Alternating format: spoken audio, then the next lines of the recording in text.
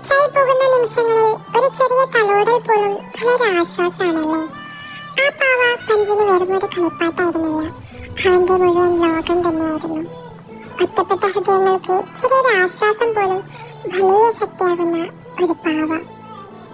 അവനെ കേൾക്കുന്ന, അവനെ മനസ്സിലാക്കുന്ന, അവനെ സുരക്ഷിതമാക്കുന്ന ഒരു ചെറിയ ലോകം തന്നെയായിരുന്നു ആ ഒരു പാവ. ജീവിതത്തിലെ നമ്മളും പലപ്പോഴും അങ്ങനെ തന്നെയല്ലേ.